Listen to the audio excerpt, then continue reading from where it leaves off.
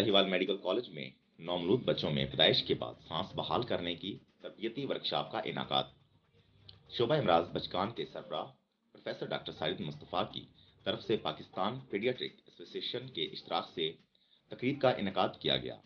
जिसमें principal Sahiwal medical college professor doctor Zahid Kamal Siddiqui,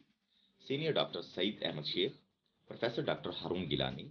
professor doctor Safia Izhar, associate professor doctor Zari Amjad, professor doctor Zahid Sattar, professor doctor Abdul Sattar Chandia, senior doctor Mazhar Hussain Shirazi, senior doctor Mujahid Hussain, assistant professor doctor Mohammad Yasin, senior registrar doctor Sana Israr और दीगर doctor हजरात ने कसीर तादाद में शिरकत की। तकरीब के मेहमान खसूसी vice chancellor Faisalabad medical university professor doctor Zafar Ali Chaudhry थे। अपने खिताब में शोबा इमराज बचकान के सरबराह प्रोफेसर डॉक्टर साजिद मुस्तफ़ा ने बताया कि सांस ना आने और दिल की धड़कन रुकने के बायस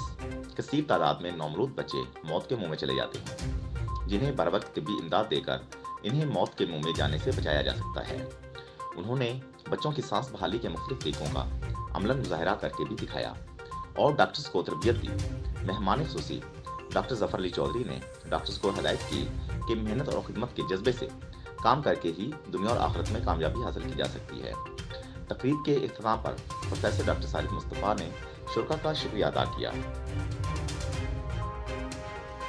मजीद साहिवाल की खबरें जानने के लिए साहिवाल मीडिया की वेबसाइट को विजिट करें और हमारे साथ जुड़े रहने के लिए साहिवाल मीडिया के फेसबुक पेज को लाइक करें और यूट्यूब चैनल को सब्सक्राइब करें।